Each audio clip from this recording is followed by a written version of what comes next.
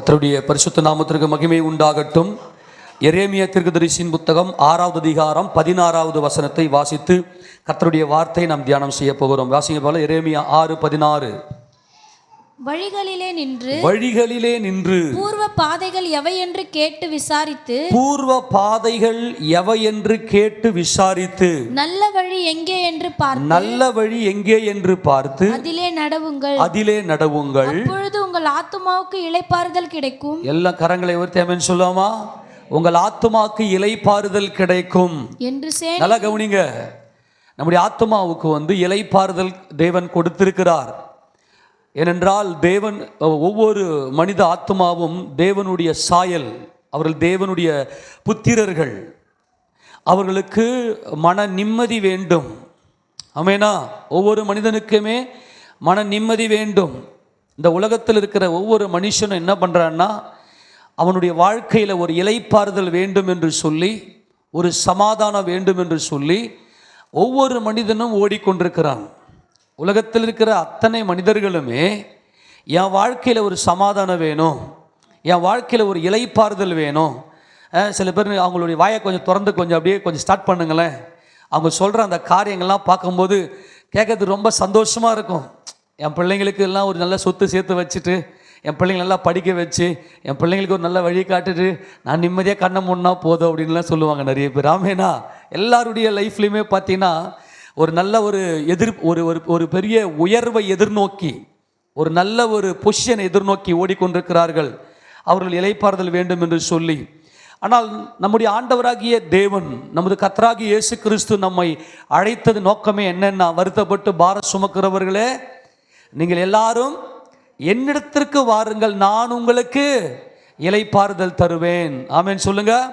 யாரெல்லாம் இயேசு கிறிஸ்துவை நோக்கி பார்த்து, ஏசப்பா என்னால் முடியாது ஆண்டவரே, என்னால் முடியல ஏசப்பா, நீங்கள் என்னை கொஞ்சம் சுமந்துக்குங்களேன், என்னை நீங்கள் கொஞ்சம் தாங்கிக்குங்களேன் அப்படின்னு சொல்லி நம்முடைய மனதுருக்கத்தோடு அவரை நோக்கி பார்க்கும்போது நிச்சயமாக நமக்கு அவர் இளைப்பாறுதலை கொடுத்திருக்கிறார், கொடுத்து விட்டார், இனிமேலும் கொடுக்க அவர் வல்லமை உடையவர். ஆமேனா.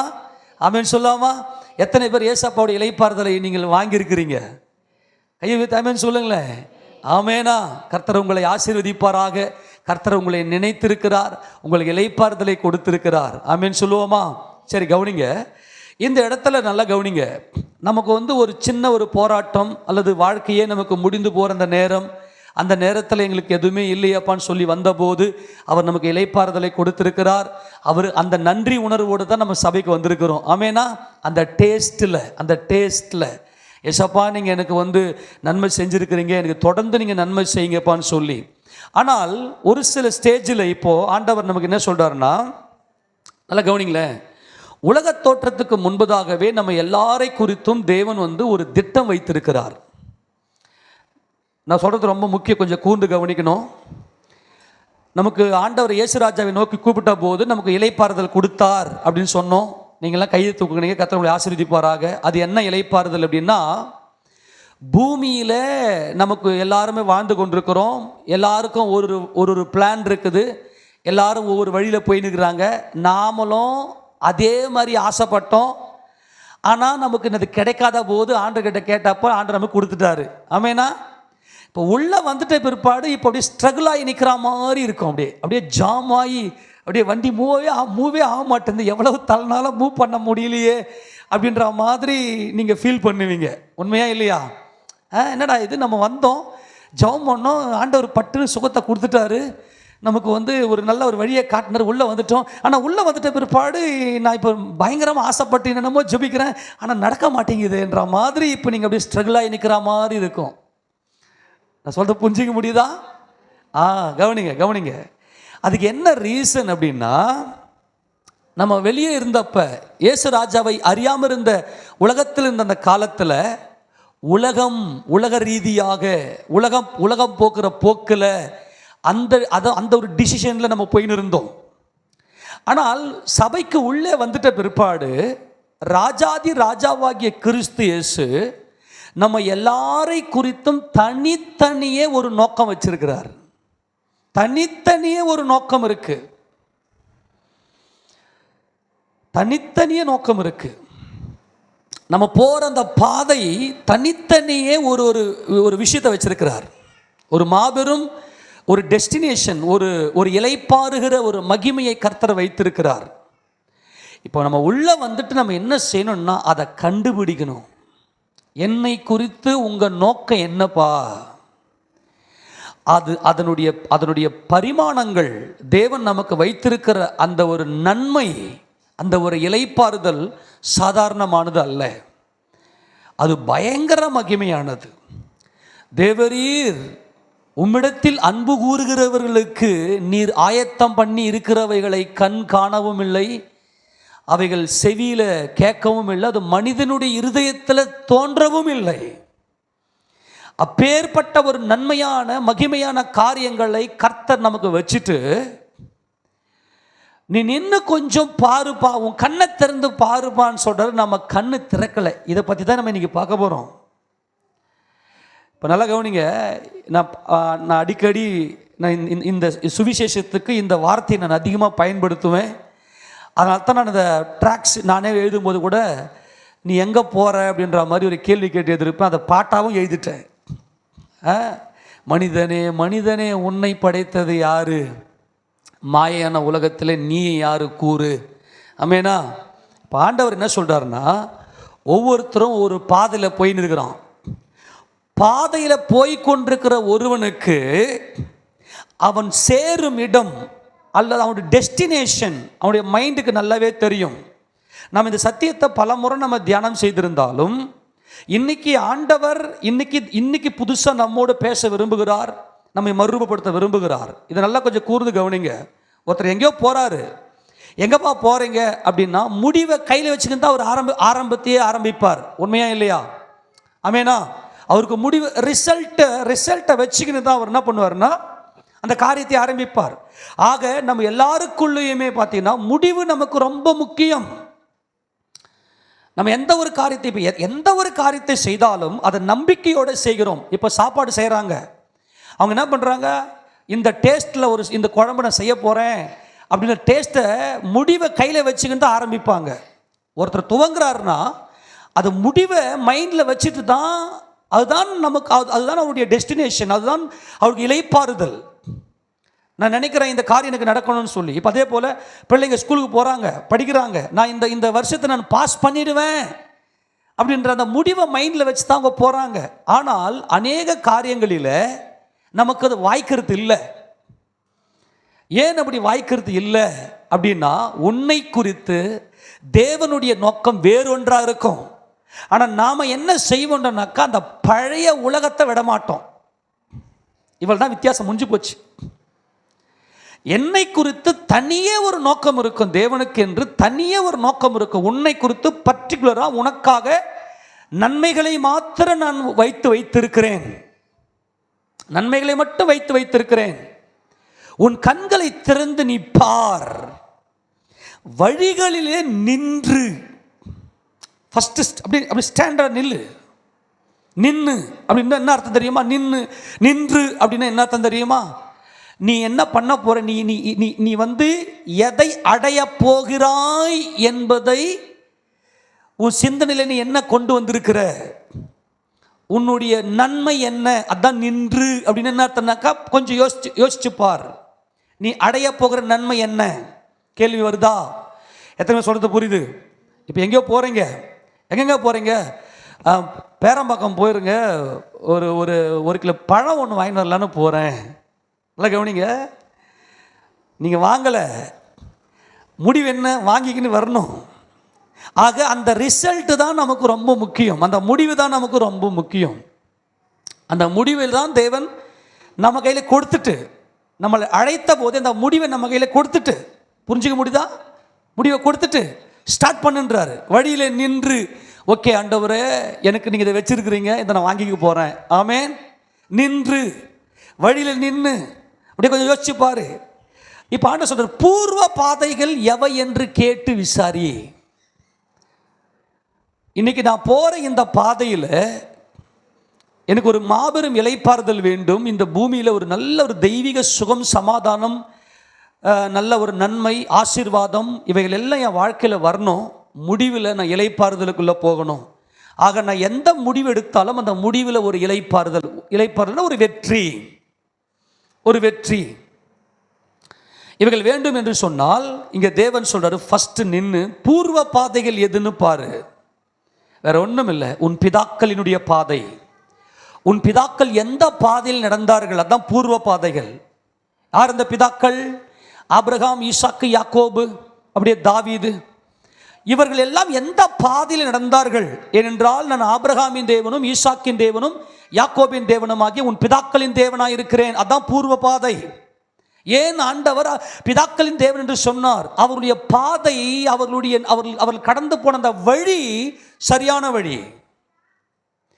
அவர்கள் கர்த்தராகிய இயேசு கிறிஸ்துவினுடைய அந்த மகிமையின் வழியை கண்டுபிடித்து விட்டார்கள். ஆனால் இன்னைக்கு நிறைய பேருக்கு வழி கண்டுபிடிக்க தெரியாம உள்ள பயங்கர ஸ்ட்ரகிள்.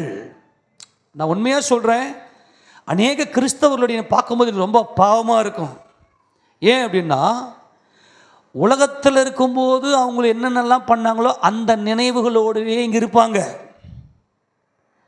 இங்கே வந்துட்டு அந்த நினைவுகளையே டிசிஷன் எடுப்பாங்க, தீர்மானம் எடுப்பாங்க. ஆனால் இங்கே வசனம் வேற மாதிரி இருக்கும்.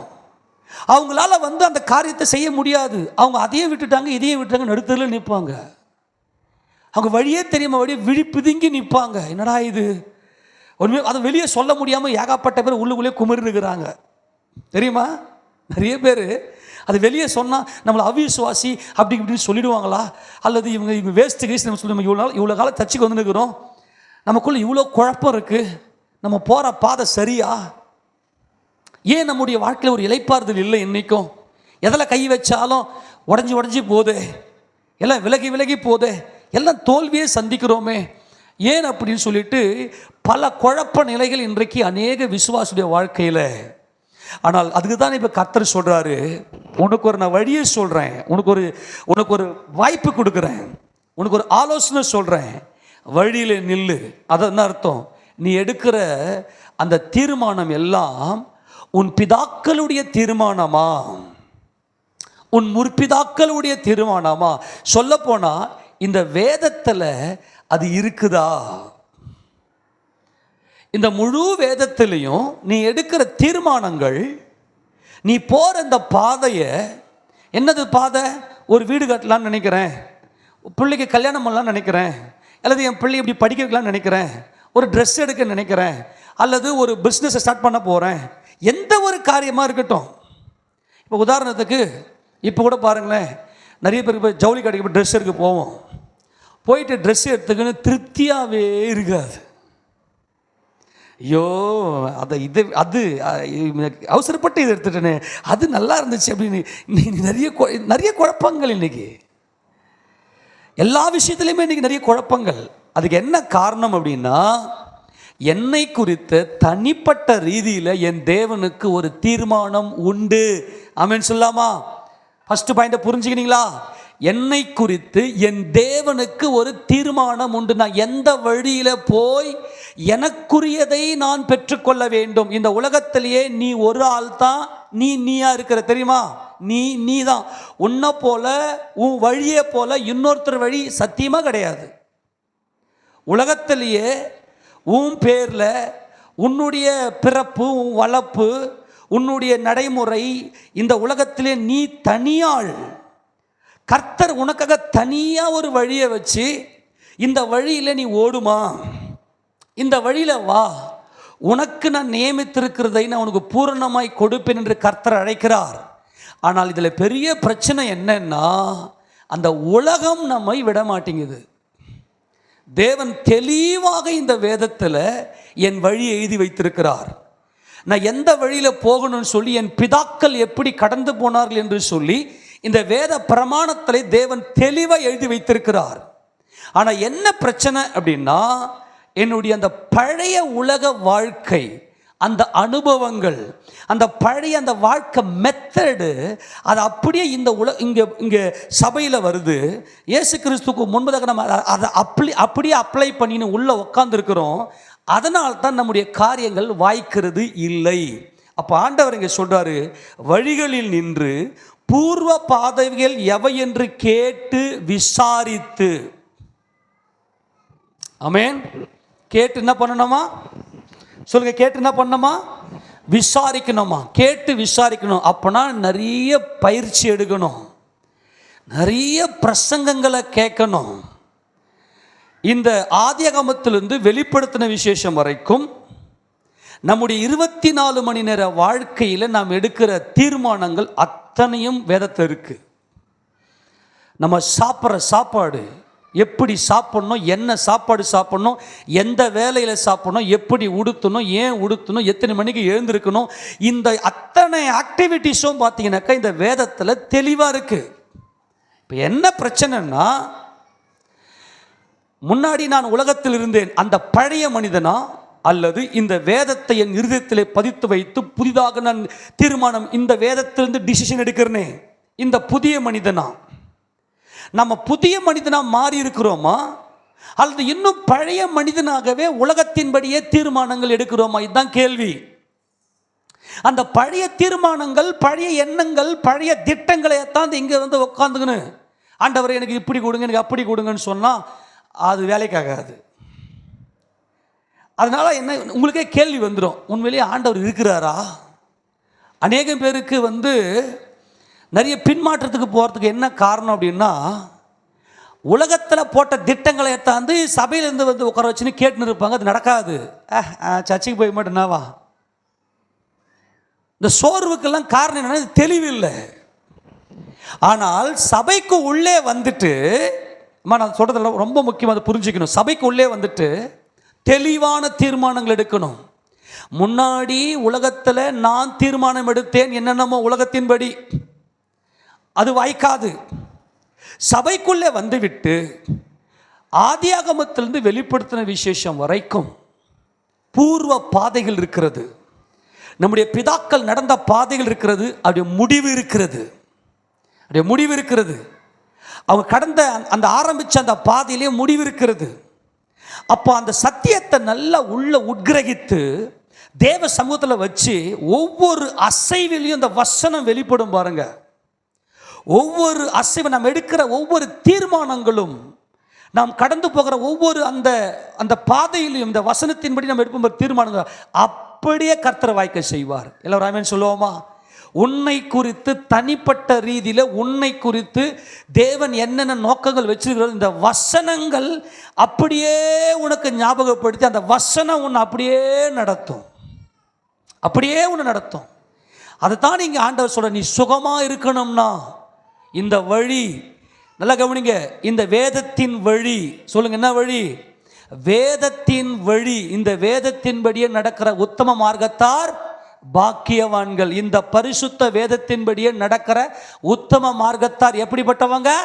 பாக்கியவான்கள். நான் சொல்கிறேன், அந்த பழைய நினைவுகள், பழைய திட்டங்கள், பழைய தீர்மானங்கள், அதிலிருந்து நீ பெரிய விடுதலை ஆனால் மட்டும்தான் இந்த வசனம் உன்னை நடத்த ஆரம்பிக்கும்.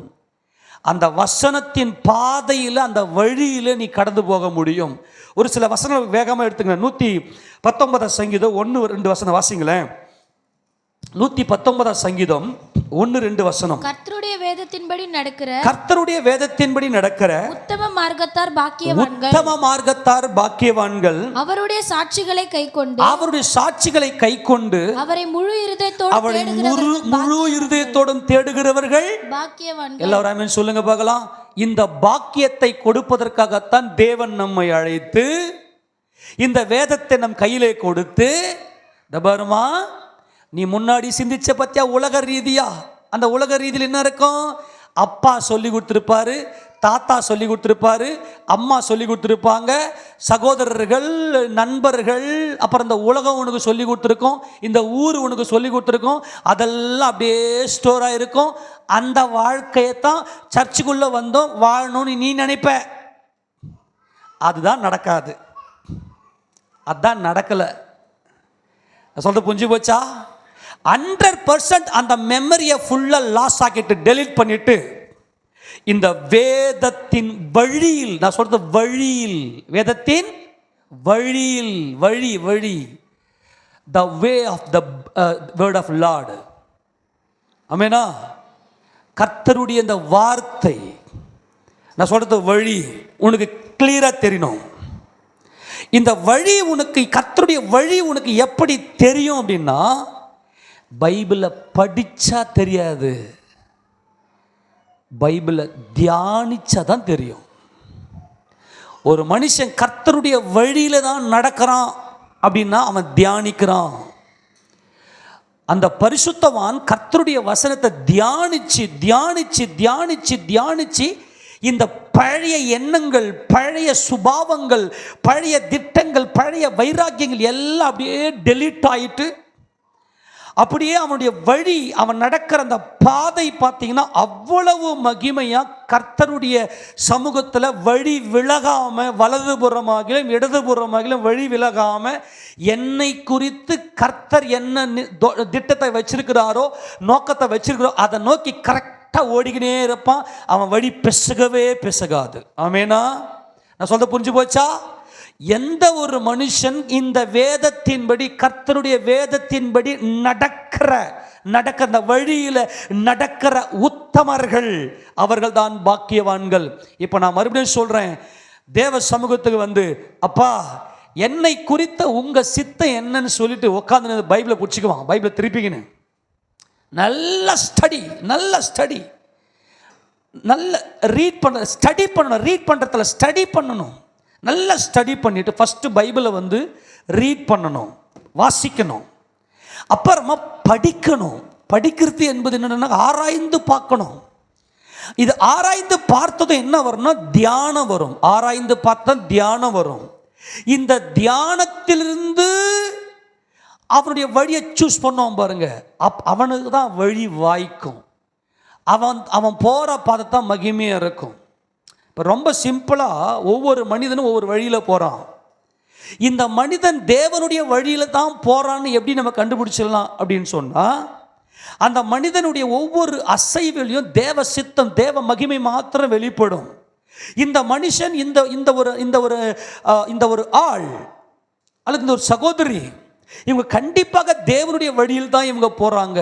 இவங்க என்ன பண்ணியிருப்பாங்கன்னா, முதல்ல ஃபஸ்ட்டு பைபிள் நல்லா வாசித்திருப்பாங்க. அடுத்தது இவங்க என்ன பண்ண படிச்சிருப்பாங்க, ரீட் பண்ணியிருப்பாங்க. ரீட் பண்ணுறதுனா, படிக்கிறதுனா என்னன்னா கற்றுக்கொண்டார்கள். வேதத்தை நல்லா ஆராய்ந்து பார்த்துருப்பாங்க. ஆராய்ச்சி பார்த்ததை அப்படியே தியானத்தில் கொண்டு வந்து நிறுத்திருப்பாங்க. தியானம், அப்படியே தியானம் இருக்கும். அந்த தியானம் இருக்கு பாருங்க, அந்த தியானம் தான் எந்த நேரத்தில் எந்த காரியத்தை எதை எப்படி செய்யணும்னு சொல்லி அவங்களுடைய கிரியையில், அவங்க நடத்தையில் தேவன் அப்படியே மகிமைப்படுவார். அப்படியே அவங்களுடைய சக்ஸஸை, அவங்களுடைய வெற்றியை, அந்த கனியை அப்படியே பார்ப்பாங்க. எத்தனை பேர் சொல்கிறது புரிஞ்சு போச்சு?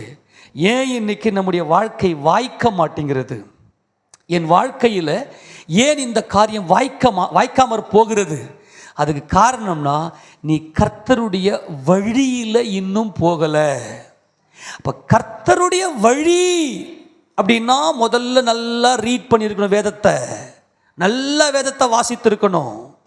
வேதத்தை வாசித்த நீ கற்றுக்கொண்டிருக்கணும். உனக்குள்ள ஆசை, அப்படியே மனமகிழ்ச்சி. உங்களுடைய வேதம் மாத்திரம் என் மனமகிழ்ச்சியா இல்லாதிருந்தால் என் துக்கத்தில் எப்போது அழிந்து போயிருப்பேன் ஆண்டவரேன்னு சொல்றத போல, இந்த வேதம் இரவும் பகலும் நடு ஜாமத்தில் இருந்து ஒரு நாளைக்கு நான் 7 தரம் நான் வேதத்தை தியானிக்கிறேன் ஆண்டவர். இந்த 119 சங்கீதம் முழுக்க பார்த்தீங்கன்னா இந்த ரகசியத்தை, வேதத்தை ரகசியத்தை சொல்லியிருப்பார் இல்லையா? இதில் குறிப்பாக நல்லா தெளிவாக தெரிஞ்சுக்கங்க. 15ஆம் வசனத்தை வாசிங்க பார்க்கலாம். 119 கட்டளைகளை தியானித்து, நல்லா கவனிங்க, உமது கட்டளைகளை தியானித்து உமது வழிகளை கண்ணோக்குகிறேன். அவள்தான் முடிஞ்சு போச்சு. ஆமென். வழிகளிலே நின்று பூர்வ பாதை எது என்று கேட்டு விசாரித்து அவைகளிலே நடவுங்கள். நல்ல கவனி, எப்பொழுது ஒரு மனிதன் கர்த்தருடைய வழியிலே நடக்கிறான், கர்த்தருடைய வழியிலே ஒரு மனுஷன் எப்பொழுது நடக்கிறான் என்பதை எப்படி கண்டுபிடிச்சலாம்? தியானித்து, இரவும் பகலும் கர்த்தருடைய வேதத்தில் தியானித்து. இந்த தியானம் எப்போ வரும்?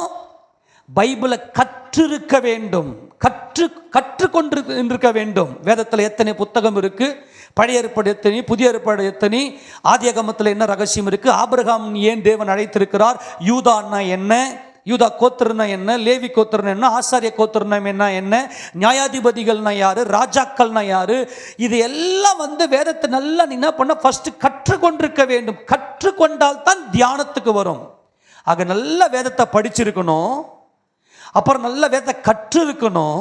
இந்த கற்றுக் கொடுத்தல் இருந்தால் தான் தியானம் இருக்கும். இந்த தியானம் இருந்தால் தான் நீ கர்த்தருடைய வழியில நடக்கிறாய். ஆமெனா? மறுபடியும் வாசிப்பான 15. உம்முடைய உமது கட்டளைகளை தியானித்து உமது வழிகளை கண்ணோக்குகிறேன். தியானிச்சா தான் கர்த்தருடைய வழி, என்னை குறித்த தேவனுடைய வழி என் கண்ணுக்கு தெரியும். அநேக பேர் என்ன பண்றதுலன்னா பைபிளை தியானிக்கிறது கிடையாது. காலையில் எழுந்துக்குவாங்க, அப்படியே ஓப்பன் பண்ணுவாங்க, ஓப்பன் பண்ணி என்ன வசனம் கண்ணுக்கு தென்படுதோ அதை கடன்னு வாசிப்பாங்க, மூடி வச்சுட்டுவாங்க, தாறுமாறாக ஓடி நிற்பாங்க. ஆக ஏன் இன்னைக்கு உள்ள வாழ்க்கை வாய்க்கிறது இல்லைன்னா 100% என் வாழ்க்கை இந்த வேதத்தில் இருக்கிறது. அன்பானவர்களே, உங்கள் அன்பாய் சொல்கிறேன், அங்கே எங்கே ஓடி அலையாதீங்க. ஏன் எனக்கு என் காரியம் வாய்க்க மாட்டேங்குது? நான் யார்? நான் எதை நோக்கி போய்கொண்டிருக்கிறேன்? எந்த வழியில் நான் போய்கொண்டிருக்கிறேன்? 100% நீங்கள் போக வேண்டிய வழி, நீங்கள் போக வேண்டிய பாதை இந்த வேதத்தில் இருக்கிறது. இதை அப்படியே உங்கள் இருதயத்தில் நீங்கள் கொண்டு வந்து நிறுத்துவீர்கள் என்று சொன்னால் நீங்கள் கடந்து போக வேண்டிய பாதை சரியாக தேவன் சரியாக தீர்மானித்து கொண்டு போவார். அங்கே சுகம் இருக்கும். உபாகமம் 5ஆம் அதிகாரம் கடைசி வசனம் வாசிங்க பார்க்கலாம். 33வது வசனம், உபாகமம் 5:33. வேகம் எடுத்து வாசிங்க பார்க்கலாம். நீங்கள் சுதந்தரிக்கும் தேசத்திலே பிழைத்து சுகித்து நீடித்து இருக்கும்படி உங்கள் தேவனாகிய கர்த்தர் உங்களுக்கு விதித்த வழிகள் எல்லாவற்றிலும் நடக்க கடவீர்கள். ஆமெனா? நல்லா கவனிக்கணும். இஸ்ரவேல் ஜனங்களுக்கு கர்த்தர் கொடுக்கிற ஒரு பயங்கர மகிமையான ஒரு இன்ஸ்ட்ரக்ஷன், வழின்றார். வழி, நீங்கள் சுதந்திரிக்கும் தேசத்தில் பிழைத்து, நம்மை தேவன் பிழைக்க செய்கிறார். கரங்களை ஊற்றி ஆமென் சொல்லாமா? சுகித்து. ஆமெனா? சுகித்து அப்படின்னாக்கா எல்லாவற்றிலும் ஒரு மகிமை, ஒரு திருப்தி, எல்லாவற்றிலும் ஒரு திருப்தி, எல்லாவற்றிலும் ஒரு திருப்தி. சுகித்து, சுகமாய், நீ எதை எடுத்தாலும் ஒரு திருப்தி. நான் சொல்லிட்டேன்னா, நீ ஜவுளி கடைக்கு போயிட்டு நீ திருப்தியாக வந்துட்டேன்னா நீ ஒரு சக்ஸஸான ஆள். நீங்கள் உண்மையாக சொல்கிறேன், எங்கேயோ நீங்கள் ஒரு வெளியே போகிறீங்க ஒரு பஜாருக்கு, ஏனென்றால் இன்றைக்கி மனிதனுடைய வாழ்க்கையில் ஒரு திருப்தியே இல்லை. அதுக்கு காரணம் என்னென்னா, இந்த வேதம் நமக்கு, இந்த வேதம் இல்லை. அந்த பழைய மனுஷன் உள்ளே உட்காந்துங்கிறான். இந்த பழைய மனுஷன் இருக்கான் பார்த்தீங்களா, உலகத்தில் இருக்கும்போது பிளான் போட்டானே, அவன் உள்ளே உட்காந்துன்னு இருக்கிறான். அவனிலிருந்து தியானிக்கிறோம் நம்ம, அதுதான் நமக்கு பிரச்சனை. ஆனால் கர்த்தர் இன்றைக்கு நமக்கு பிழைப்பை கொடுக்கிறார், சுகத்தை கொடுக்கிறார், நீடித்த ஆயுஷை கொடுக்கிறார். கரங்களுக்கு ஆமென் சொல்லாமா? ஆமேனா? எத்தனை பேர் இன்னைக்கு சுகம் இல்லாமல் இருக்கிறீங்க? எத்தனை பேர் வாழ்க்கையில் திருப்தி இல்லாமல் இருக்கிற? இன்னைக்கு ஆண்டவர் சொல்றாரு, நீங்கள் சுதந்திரிக்கும் தேசத்திலே பிழைத்து, நல்ல பிழைப்பு, சுகித்து நீடித்து, ஆமேனா, நீடித்து இருக்கும்படி உங்கள் தேவனாகிய கர்த்தர் உங்களுக்கு விதித்த வழிகள் எல்லாவற்றிலும் நட. அந்த வழியில நட, உனக்கு நான் விதிச்சிருக்கிறேன். அப்பனா எனக்குரியது எல்லாமே இருக்குது. ஆமேனா? எத்தனை சந்தோஷம். எனக்குரியது எல்லாமே அவர்கிட்ட இருக்குது. ஆனால் ஏன் எனக்கு தெரியவில்லை, ஏன் எனக்கு தென்படவில்லை என்றால், என்னுடைய வழி என்ன என்பதை நான் இன்னும் தீர்மானிக்காமல் இருக்கிறேன். என் கர்த்தர் எனக்கு நியமித்திருக்கிற வழி என்ன என்பதை தீர்மானிக்காமல் இருக்கிறேன். அதனால் தான் இன்றைக்கும் என்னுடைய வழிகள் தென்படவில்லை என்பதுதான் இன்னைக்கு தேவன் நமக்கு கொடுக்கிற ஒரு பயங்கரமான ரகசியம். அதனால நான் உங்களுக்கு சொல்லுகிறேன், ஒரு காரியத்தை புரிந்து கொள்ளுங்க, இந்த ரகசியத்தை புரிஞ்சு கொள்ளுங்க, உட்காந்து தியானம் பண்ணுங்க. நீங்கள் தியானம் பண்ணணும்னா பைபிள் டீச்சிங் இருக்கணும். அப்படின்னா இது பாஸ்டர்களுக்கு மட்டும்தானே? அப்படிலாம் சும்மா கதை. நீங்கள் நினைக்கலாம், அதெல்லாம் பாஸ்டருங்க தான் போய் பைபிள் ஸ்டடி பண்ணணும். நான் உங்களுக்கு எந்த பைபிள் ஸ்டடி குறை வச்சேன்? ஒரு ஹாலிடேஸ் விடலை, ஒரே ஒரு லீவ் விடலை, மொத்தத்தையும் உட்காந்து உங்களுக்கு பைபிள் காலேஜில் என்ன சிலபஸோ நம்ம சகோதரன் ஜான் சொல்லியிருக்கார். என்கிட்ட வந்து நிறைய முறை பேசியிருக்கிறாரு. ஏன்னா அவர் பிடிஹெச்ஐ முடிச்சுட்டு எம்டிவி படித்தவர். பைபிள் காலேஜில் கொடுக்குற சிலபஸ் தான் நீங்கள் எடுக்கிறீங்க. என்னன்னா, நான் பைபிள் காலேஜ் போகாதவன். சகோதரி சொல்லி பல முறை நான் சொல்லியிருக்கிறேன்.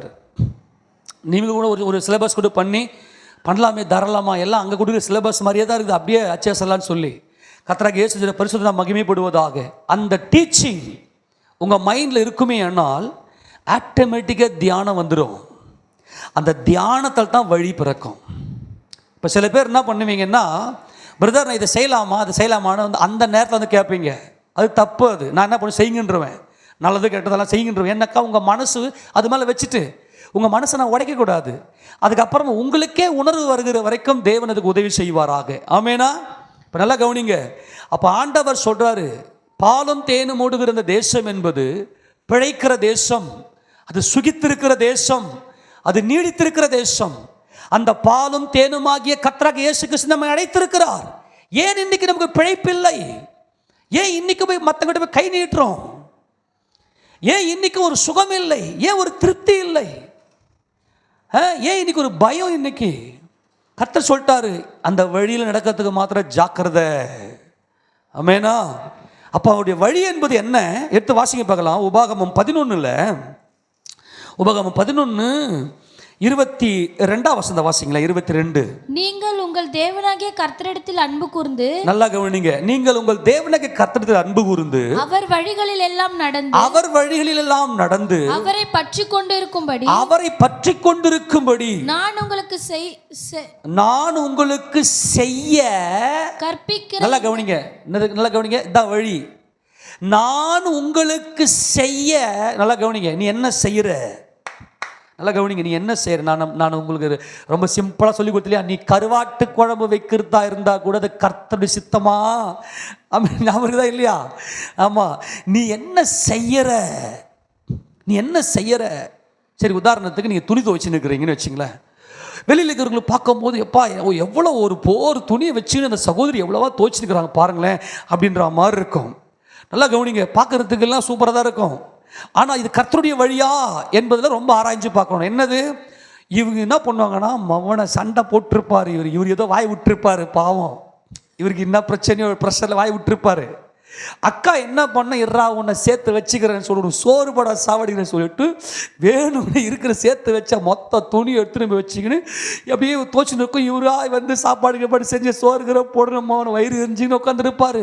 ஆனால் வெளியில் இருக்கிறவங்களை பார்க்கும்போது எப்படி இருக்கணும், ஐயோ அந்த சிஸ்டர் பாறேன் பாவம் காலையிலிருந்து எவ்வளோ துணியை துவைச்சிருக்கிறாங்க பாருங்களேன். அது நல்ல வழியா? நீ செய்யறது நல்ல வழியா? பக்கா ஏமாத்து வழி, பக்கா எப்படி சொல்றது, இந்த மாதிரி எல்லாமே இருக்குது. ஆக நீ கண்ணில் பார்க்கறதெல்லாம் நல்லது கிடையாது. அது நல்லா உட்காந்து இது தேவ சித்தமா என்பதை நம்ம ஆராய்ந்து பார்க்க வேண்டும். நல்லா கவனிக்கணும். நீ செய்ய, மறுபடியும் இந்த வசனம் 22, நீங்கள் உங்கள் தேவனாகிய கர்த்தரிடத்தில் அன்பு கூர்ந்து அவர் வழிகளில் எல்லாம் நடந்து அவரை பற்றி கொண்டிருக்கும்படி நான் உங்களுக்கு செய்ய கற்பிக்கிற இந்த நான் உங்களுக்கு செய்ய, அந்த செய்யத்தான் வழி. பாருங்க, நம்ம செய்யற மத்தியா என்னடா இப்படி செய்யற, அந்த வழி இருக்கு இல்லையா, வழி. நீ என்ன இப்படி செய்யற, இந்த விஷயத்த இப்படி செய்யற நீ. இப்போ உதாரணத்துக்கு நல்லா கவனிங்க, ரொம்ப முக்கியமானது நான் சொல்றது. இன்னைக்கு நம்ம என்ன பண்ணுவோம்னா, இப்போ வீடு கட்டுவோம்னு வச்சுங்க. இப்போ பிரதர்ஸ்லாம் வீடு கட்டுறதுக்கு நல்ல திட்டம் போடுறீங்க, கர்த்தருக்கு ஸ்தோத்திரம்.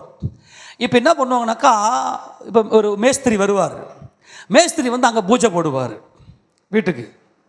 கேட்டாக்கா, இல்லைங்க நாங்கள் பூஜை பண்ணி தான் ஆரம்பிப்பீங்க, நான் அப்படிலாம் சண்டை போடுவார். நான் என்ன சொல்கிறேன்னா, நமக்கு தெளிவு இருக்கணும். என் வீடு நீ நல்லா செய்யணும், உன் வீட்டில் பூஜை போட்டு வரையா, அது உன் விருப்பம். என் வீட்டில் வந்து என்னுடைய வீட்டுக்கு வந்து நீ என்னையா பூஜை போடுறது? அவங்க வந்து இல்லாத வாஸ்துலாம் பார்ப்பாரு. நம்ம தெளிவாக இருக்கணும். இந்த தெளிவு வந்து எப்போது நமக்கு பிறக்கணும். இல்லைனாக்கா வச்சுங்க, ஐயோ மேஸ்திரி சொல்கிறாரு நம்ம வீடு நல்லா வரணும் அப்படின்ட்டு மேஸ்திரியை கடவுளாக வச்சு வணங்கி உட்காந்துருப்போம் நீங்கள். இப்போ நமக்கு ஒரு தெளிவு இருக்கணும். என்ன தெளிவு இருக்கணும்? நான் எந்த வழியில் போய் கொண்டிருக்கிறேன். இது என் தேவன் எல்லா நேரங்களிலும் நான் காசு கொடுத்து என்னுடைய வீட்டை நான் கட்டுறேன். நீ செய்கிற கூலிக்கு வேலைக்கு நான் கூலி கொடுக்க போகிறேன், அவ்வளோதான். உன்னோட முடிஞ்சு போச்சு. நீ உன்னுடைய பூஜைகள்லாம் என்கிட்ட பண்ண தேவையில்லை.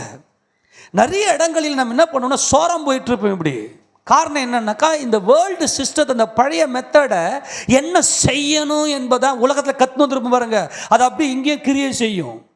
ஆனால் ஆண்டவர் என்ன சொல்கிறேன்னா, இந்த வேத வசனத்தில் நான் கற்பித்திருக்கிற இந்த நியாயங்கள், பிரமாணங்கள், கட்டளைகள் இவைகள் எல்லாம் உனக்கு தெரிஞ்சிருக்கணும். குறிப்பாக நியாய பிரமாணத்தில் கர்த்தர் எல்லாவற்றிலும் ஆதியாகமத்திலிருந்து உபாகம புத்தகம் இருக்குது, எதை செய்யக்கூடாது எதை செய்யணும் என்பதை குறித்து தெளிவாக கொடுத்துரு. ஸ்பிரிச்சுவலாக அது எல்லாம் மைண்டில் ஓடிக்கிட்டே இருக்கணும், தியானிச்சுக்கினே இருக்கணும் இரவும் பகலும். அப்போ தான் உன் வழி, நீ சரியான வழியில் போகிற. உன்னுடைய இளைப்பாறுதலை, நீ எடுத்திருக்கிற அந்த காரியத்தினுடைய அந்த வெற்றியை உன் கண்கள் காணும் என்று கர்த்தர் இங்கே சொல்லுகிறார். பிரச்சனையே என்ன தெரியுமா? உன் நினைவுகளா என் நினைவுகளா? உன் நினைவா அல்லது என் நினைவா? உன் நினைவை அப்படியே ஓரம் கட்டிட்டு என் நினைவை, என் வார்த்தைகளை கொண்டு போய் உன் இருதயத்தில் பதி. இதை தியானம் செய். இரவும் பகலும் நீ படுத்துக்கொள்ளும் போது, எழுந்திருக்கும் போதும் எழுந்து தியானம் செய்ய. நமக்கு இருக்கிற பெரிய பிரச்சனை என்னென்னா, வசந்த வாசிப்போம். அதான் சொல்கிறேன், வசந்த வாசிச்சிருப்போம். நீங்களா பைபிள் வாசிக்கல சிஸ்டர்? நான் வாசிக்கிறேனே, நான் வாசிக்கிறேன் பிரதர், நல்லா வாசிக்கிறேனே, எப்போல்லாம் டைம் கிடைத்த வாசிக்கிறேன். கடன்னு வாசிப்பேன், இல்லைன்னு சொல்லலை. நான் தான் சொல்கிறேனே, பைபிளை கற்றுக்கொள்ள வேண்டும், கற்றுக்கொள்ளணும். மல்கியா புத்தகம் ஏன் எழுதப்பட்டது? நாகும் புத்தகம் எதற்காக எழுதப்பட்டது? ஆபகுக் ஏன் தீர்க்கதரிசி சொன்னார்? தெரியும் நமக்கு, தெரியுமா? இன்னைக்கு யாருக்காது அதெல்லாம் விட்டுருவோம். பூங்கோடி அவன் மாமியாரை நாளைக்கு கொலை பண்ண போகிறாளாமே, கொலை பண்ணுவாளா பண்ண மாட்டாளா? இதெல்லாம் போயிட்டு நம்ம ஆளுங்க ஐயோ டிவி சீரியல் சொல்கிறேன், ஐயோ ரொம்ப கொடுமை இன்னைக்கு. அவன் பக்கவாக குடும்பங்களை பிரிக்கிறதுக்குன்னே டிவி சீரியலில் படம் எடுத்து வச்சுருக்கிறான். நம்ம நாட்டில் அதெல்லாம் தியானமாக இருக்கும். நாளைக்கு எப்படா 7:30 மணி, அதுலேயும் 7:30 மணிக்கு வரும்போது கரண்ட் கட் ஆயிடுச்சுன்னா போதும், முடிஞ்சுது, வேர்த்தெல்லாம் விட்டுரும். என்ன ஆகிடுமோ தெரியலையே. அப்படிப்பட்ட ஆட்களாக இருக்கிறீங்க. தயவுசெய்து சொல்கிறேன், அன்பா சொல்கிறேன், கர்த்தர் நம்மை ஆசீர்வதிக்கும்படியாக சொல்லுகிறேன்.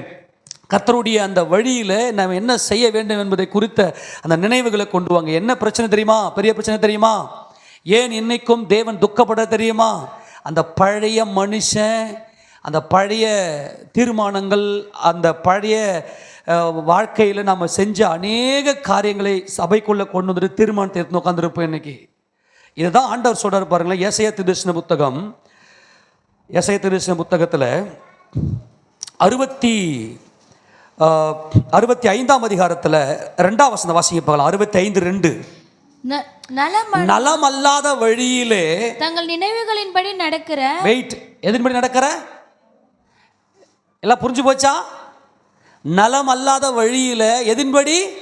தங்களுடைய நினைவுகளின்படி. இதுதான் எல்லாம் இது புரிஞ்சுங்க, இதுதான் முக்கியமான பாயிண்ட். எல்லாம் சொல்லாமா? தபார் தேவன் அவருடைய சாயலாகும் ரூபத்தின்படியும் நம்மை அவர் சிருஷ்டித்திருக்கிறார். எல்லா தீர்மானங்களையும் நாம தான் எடுக்கணும். இந்த தீர்மானங்களை தேவன் அப்படியே கொடுத்துட்டாரு. முன்னாடி தேவனை அறியாமல் ஏதேன் தோட்டத்தில் பாவம் செஞ்சுட்டு வெளியே வந்த மனுஷன் அப்படியே இருக்கிறான் இன்னைக்கும். முன்னாடி உன்னுடைய நினைவுகள் இருந்துச்சு. உனக்கு எது பிடிக்கும்? நீ சிரிச்சிருப்ப, நீ அழுதுருப்ப, நீ உள்ள துக்கம் கொண்டாடி இருப்ப. அதுக்கப்புறம் நீ ஒரு சில விஷயங்கள் நீ உனக்கு ரொம்ப பிடிச்சிருக்கும், நீ அனுபவிச்சிருப்ப. எல்லாம் உன் மைண்டுக்குள்ள அப்படியே உட்காந்துருக்கும். சர்ச்சுக்குள்ள வந்துட்டு அதே நினைவுகள். நான் சொல்றது புரிஞ்சு போச்சா? தேவன் இப்ப என்ன பேசுறாரு? உன் நினைவை மாற்ற முடியுமா? நீ எடுத்த டிசிஷன் எல்லாமே நீ பார்த்தனா உன்னுடைய சுய நினைவில் நல்லது கெட்டது, எனக்கு பிடிச்சது எனக்கு பிடிக்காதது, எனக்கு இது ஆகாதது இது ஆனது அப்படின்லாம் நீ எடுத்த டிசிஷன் அப்படியே விட்டுட்டு, நான் என்ன டிசிஷன் எடுத்திருக்கிறேன், நான் என்ன முடிவு எடுத்திருக்கிறேன், நான் என்ன தீர்ப்பு கொடுத்திருக்கிறேன், நான் என்ன இளைப்பாறுதலை கொடுத்திருக்கேன், எல்லாம் இதில் இருக்கு. இதில் தான் பிரச்சனை இன்னைக்கு. சில பேர் பைபிளுக்கு எல்லாம் எத்தனையோ ஊழியக்காரர்களும் இன்னைக்கு கோட்டை விட்டுறதுக்கு காரணமே என்னன்னா, இந்த வழி அவங்களுடைய சொந்த அனுபவங்களை கொண்டு வந்து சர்ச்சுக்குள்ள வந்து உட்காந்துக்கன்னு அதன்படி முடிவெடுப்பாங்க. இந்த நினைவு தான் பிரச்சனை இன்னைக்கு. இந்த நினைவை தான் லாஸ் பண்ணணும், இந்த மெமரி தான் லாஸ் பண்ணணும், பழைய நினைவுகளை லாஸ் பண்ணணும். தன் நினைவு, அதாவது நலமல்லாத வழியில தங்கள் நினைவுகளின்படி.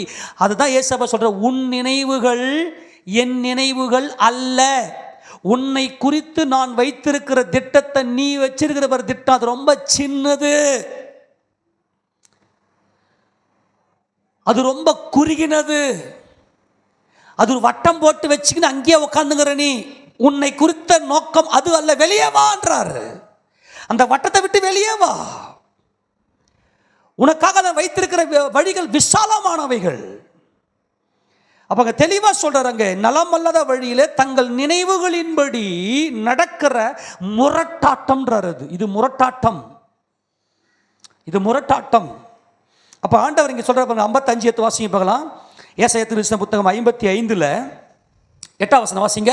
என் நினைவுகள் உங்கள் நினைவுகள் அல்ல, என் நினைவுகள் உங்கள் நினைவுகள் அல்ல, உங்கள் வழிகள் என் வழிகளும் அல்லவென்று கர்த்தர் சொல்லுகிறார். பூமியை பார்க்கிலும் வானங்கள் எப்படி உயர்ந்திருக்கிறதோ அப்படியே உங்கள் வழிகளை பார்க்கிலும் என் வழிகளும் உங்கள் நினைவுகளை பார்க்கிலும் என் நினைவுகளும் உயர்ந்திருக்கிறது. ஆமென் சொல்லுங்க பார்க்கலாம். எத்தனை சொல்றது புரிஞ்சு போச்சு? நம்மை குறித்த நினைவுகள், நம்ம தேவனுடைய நினைவுகள் மகிமையானவைகள், அதோடைய அனாதி தீர்மானங்கள். ஆனால் ஏன் இன்றைக்கு நம்மால் அதை புரிந்து கொள்ள முடியவில்லை என்றால், இந்த வேதத்தை நல்லா உட்கார்ந்து நல்லா தியானிக்கணும். அது வலதுபுறமாகிலும் இடதுபுறமாகிலும் வழி விலகாதபடிக்கு நல்லா கவனிங்க. இப்போ ஒரு சில நேரங்களிலே நமக்கு வாழ்க்கையில் புரிந்து கொள்ள முடியாத ஒரு சூழ்நிலை வரும். அநேகத்துக்கு போய் நம்மக்கிட்ட நெருங்கினவங்கிட்ட போய் ஆலோசனை கேட்போம். நம்ம மாமா அல்லது பெரியப்பா சித்தப்பா மூத்தவங்க அவங்ககிட்டலாம் அவங்க என்ன பண்ணுவாங்கன்னா அவங்களுடைய அனுபவத்தை சொல்லி கொடுப்பாங்க. இந்த காரியத்தை நீ இப்படி பண்ணு, இல்லைன்னா இது மாதிரிலாம் வந்துடும், அப்படிலாம் வந்துடும், இப்படிலாம் வந்துடும்னு. நம்ம என்ன பண்ணுவோம்னாக்கா மாம்சத்தில் இருக்கிறதுனால அந்த முடிவுகளை நம்முடைய சிந்தனையில் வைத்துக்கொண்டு உட்காந்து பேசின்னு உட்காந்துருப்போம். ஆனால் கர்த்தர் சொல்றாரு, தடைகளை உடைக்கிறவர் உனக்கு முன்னே கடந்து போகிறார். ஆமேனா, நான் உனக்கு முன்பதாக சென்று கோணலானவைகளை செவ்வையாக்கி தருவேன், நான் உன்னை விட்டு விலகுவதும் இல்லை, உன்னை கைவிடுவதும் இல்லை என்று கர்த்தர் இப்படிப்பட்ட வாக்குத்தத்தங்கள் எல்லாம் கொடுத்திருக்கிறார்.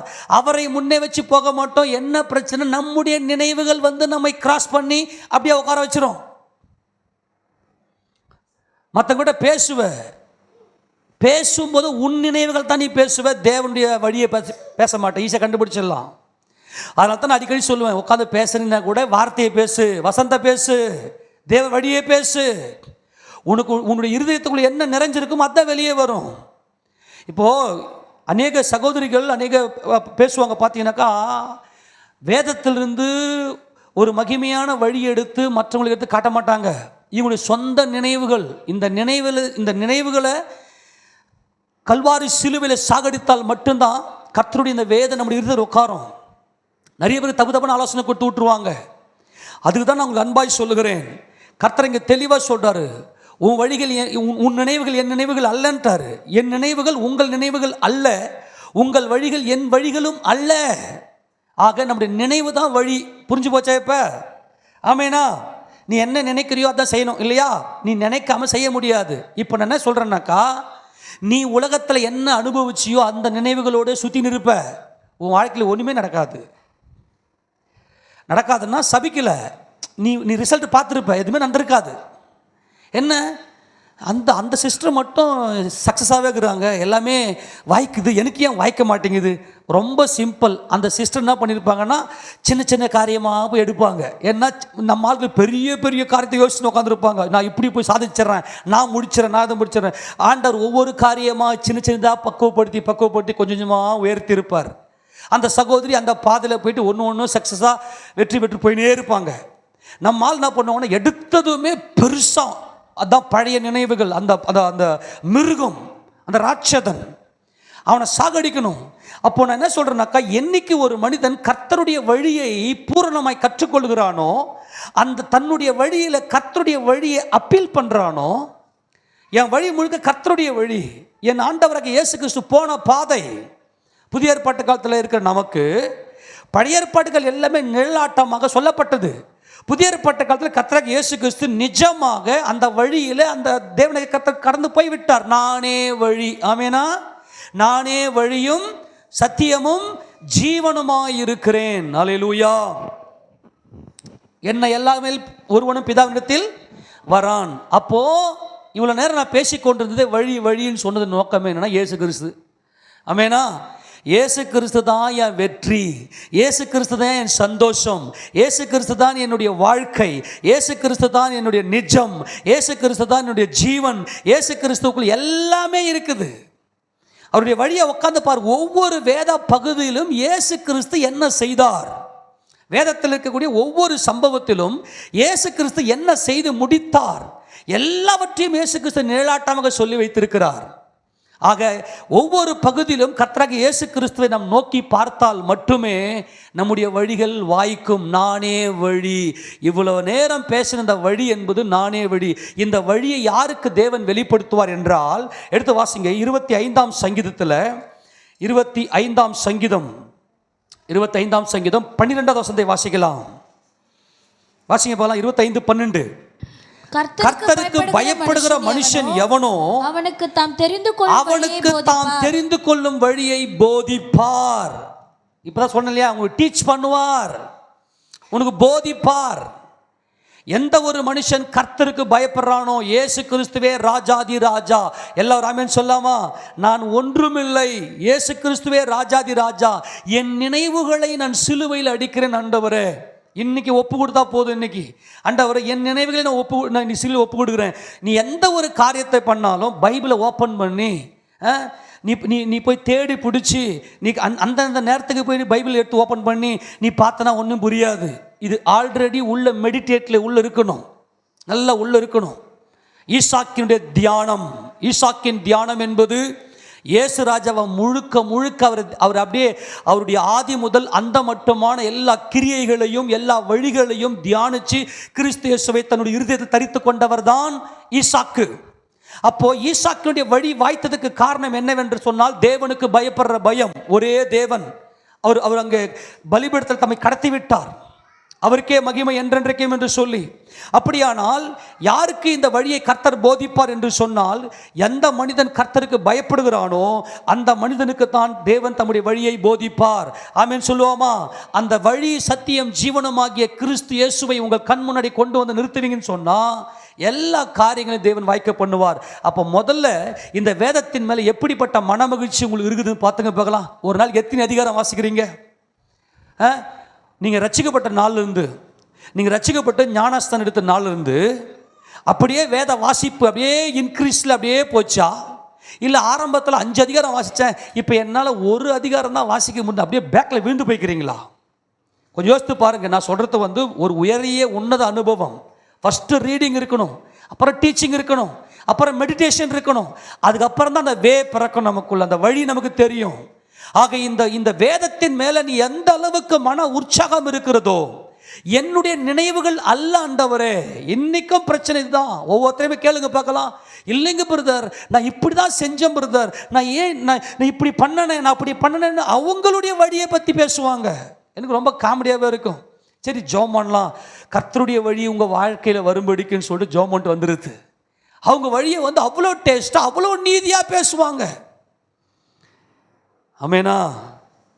யாருக்கு தம்முடைய வழி அவர் போதிப்பார்னா, எந்த மனுஷன் கர்த்தருக்கு பயந்து இரவும் பகலும் அவருடைய வேதத்தில் தியானமாக இருக்கிறானோ அந்த மனுஷனுக்கு தான் கர்த்தர் வழியை போதிப்பார். அதனால் அதுவும் இந்த கடைசி நாட்களில் 100% 100% நாம் கர்த்தருடைய வழியில் நடந்தே ஆக வேண்டும்.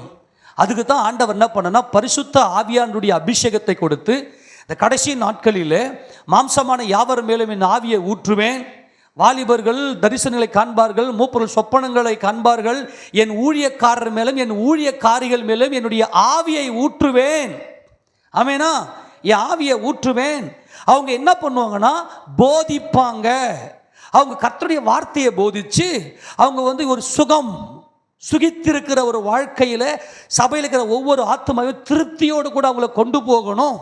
இந்த போதகர்கள் இவங்க என்ன செய்வாங்கனாக்கா, நீ வலது பக்கம் போகும்போது அல்லது இடது பக்கம் போகும்போது வழி இதுவே என்று சொல்லக்கூடிய போதகர்களை நான் ஏற்படுத்துவேன் என்று தீர்க்க தரிசனமாக தேவன் பழைய ஏற்பாட்டு காலத்தில் முன்னறிவித்திருக்கிறார். எடுத்து வாசிங்க பார்க்கலாம்.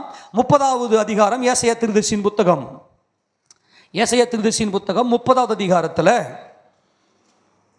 19 வாசிங்க பார்க்கலாம். சீயோனை சேர்ந்து ஜனங்கள் எருசலேமில் வாசமாய் இருப்பார்கள். இனி நீ அழுது கொண்டிராய். நல்ல ஒரு ஆமேன் சொல்லுங்க பார்க்கலாம்.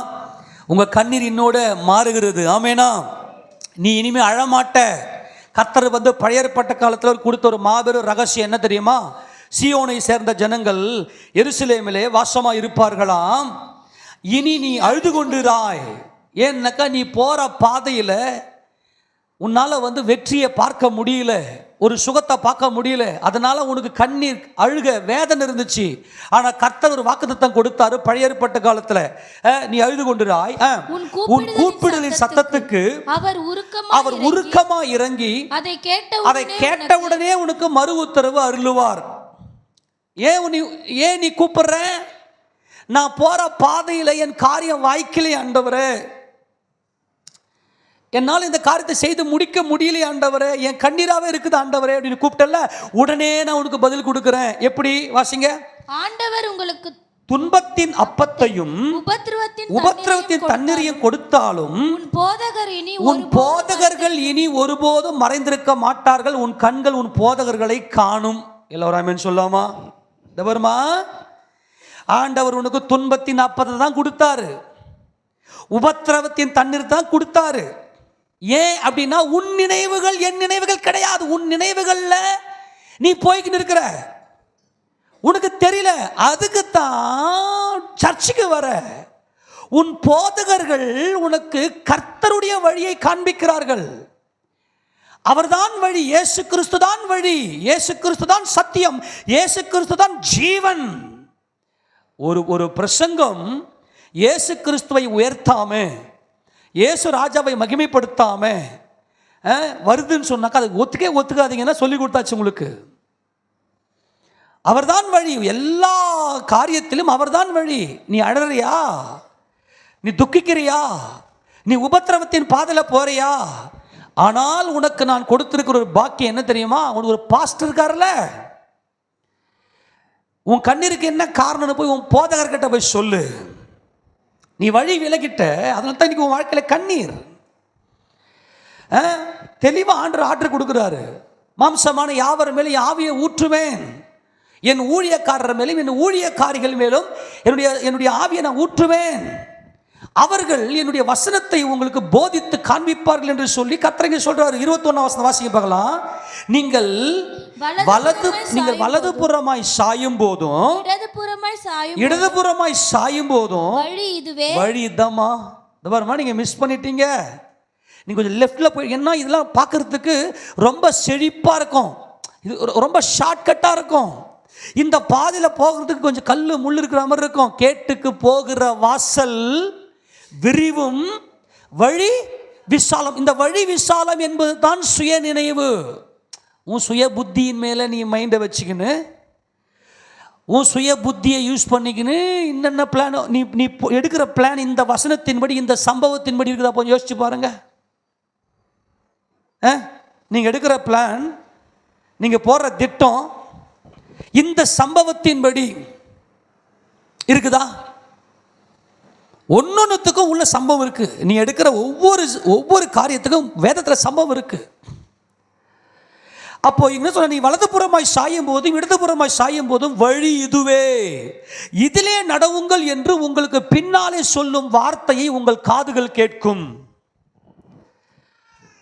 உங்களுக்கு போதகரை நியமித்து அந்த வழி சத்தியம் ஜீவன் இயேசு கிறிஸ்துவே என்று சொல்லக்கூடிய அந்த மகிமையான அந்த ஒரு வழியை காண்பிக்கிற ஒரு மகிமையான காரியம் அது சபையில் தான் கிடைக்கும் உனக்கு. அப்போ எல்லாத்தையும் ஆராய்ச்சி பண்ணி இதுதான் வழி என்று நம்ம வேதத்தில் கொடுத்துருக்கிறோம். அப்போ நாம் எப்படி இருக்கிறோம், நம்ம எந்த வழியில் போய் கொண்டிருக்கிறோம் என்பதை கொஞ்சம் சற்று கவனித்து உத்து பாருங்க. கர்த்தர் நம்மில் மகிமைப்படுவாராக. எல்லாரும் ஆமென் சொல்லுவோமா? நீ எந்த வழியில் போற? இந்த வழியில் போ, இந்த வழியில் நடவுங்க. இது சியோனின் பாதை, இதில் எல்லா மகிமையும் இருக்கு, உனக்கான எல்லா சுகமும் இருக்கு. இந்த பாதையில் வாங்க அப்படின்னு நம்ம காட்டுறோம். போதகர்கள் சொல்கிறாங்க இன்னைக்கு. ஆனால் நம்ம ஆட்கள் என்ன பண்ணுறது இல்லைன்னா, இந்த போதகர்களுடைய ஆலோசனையெல்லாம் விட அன்பு மாமா, அன்புள்ள பெரியப்பா, அன்புள்ள சித்தப்பா, இவங்க சொல்கிறது தான் உங்களுக்கு அப்படி ரொம்ப இனிமையாக இருக்கும். அதுதான் அந்த உன் நினைவுகள். இன்னைக்கு போராட்டமே என்ன பிரச்சனை, இங்கே நினைவுகள் சுரந்துக்கினே இருக்கும். உன் அனுபவங்கள், நீ என்னென்னலாம் டேஸ்ட் பண்ணி அந்த அனுபவங்கள் அப்படியே ரெக்கார்டாகி உட்காந்து அது உன்னை டிஸ்டர்பன்ஸ் பண்ணும். அதை நீ சாகடிச்சுட்டு முழுக்க முழுக்க தேவனுடைய வார்த்தையில் நீ நிற்பேன்னு சொன்ன கர்த்தர் உன்னை உயர்த்துகிற உயர்வு அவ்வளோ பெரிய மகிமையாக இருக்கும். இது சியோனை சேர்ந்த ஜனங்கள் தான் இந்த போதகத்தின் வழியில் நடப்பாங்க. அவங்க வலதுபுறமாகிலும் இடதுபுறமாகிலும் சாயாமல் நேர் வழியாக தமக்கு நியமித்திருக்கிற விசுவாச ஓட்டத்தில் பொறுமையோடு ஓடிக்கினே இருப்பாங்க. ஓடுறாங்க அப்படின்னு என்ன அர்த்தம்னாக்கா, அவங்க யாரையுமே துன்பப்படுத்த மாட்டாங்க. துன்பம் எல்லாம் தூக்கி தூரம் போட்டு ஓடிக்கினே இருப்பாங்க. எல்லாம் மாயன்னு சொல்லிட்டு ஓடிக்கினே இருப்பாங்க. அந்தந்த காலத்தில் அவங்க செய்ய வேண்டிய காரியத்தை செய்து முடிச்சுன்னு போயினே இருப்பாங்க. அப்போது இந்த வேதம் எந்த அளவுக்கு நீ தியானிக்கிறையோ அந்த அளவுக்கு உன் வாழ்க்கையில் அவ்வளோ பெரிய மனமகிழ்ச்சியை தேவன் கொடுப்பார். அப்போ நீ நின்று பார்க்கணும், ஆபிரகாமுடைய பாதை எது, ஈசாக்கினுடைய பாதை எது, யாக்கோபினுடைய பாதை எது, யோசேப்பின் பாதை என்ன பாதை.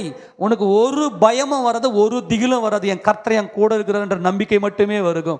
ஆமென் சொல்லாமா? அந்த நம்பிக்கை மட்டுமே கூடவே இருக்கும். அது பெருகி கொண்டே இருக்கும் அந்த நம்பிக்கை. நல்லா கவனிங்களேன். இருந்த ராஜாக்கள்லேயே பார்த்தீங்கன்னா, யூதா ராஜாக்கள்ல யோசபாத் என்கின்ற ஒரு ராஜா ஒரு நல்ல ராஜா.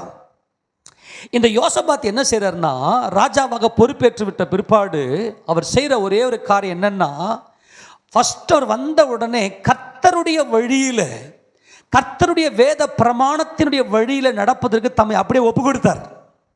என் பிதாக்கள் வழியில் நான் போகிறேன், எங்கள் பிதாக்களுடைய என் கர்த்தர் இருந்தார். அது சீயோனின் மகிமைக்குள்ளே கொண்டு வந்து சேர்த்திருக்கிறது. ஆக அது எருசலேமின் மகிமைக்குள்ளாக எங்களை கொண்டு வந்து சேர்த்திருக்கிறது. இந்த பாதையில் கடந்து போக போன்ற தீர்மானத்தை அங்கே யோசபாத் தெளிவாக எடுத்தார். ஆக அந்த வழியில் போன யோசபாத்துக்கு கர்த்தர் எப்படிப்பட்ட ஆசீர்வாதத்தை கொடுத்தா தெரியுமா? எடுத்து வாசிங்க. 2 நாளாகமும் 17ஆம் அதிகாரத்தில், 2 நாளாகமும் 17ஆம் அதிகாரம் அதை 1 தானே வாசிக்கிறேன். வேகமான நேரம் இல்லைன்னு வேகமாக நான் வாசிக்கிறேன் பாருங்களேன்.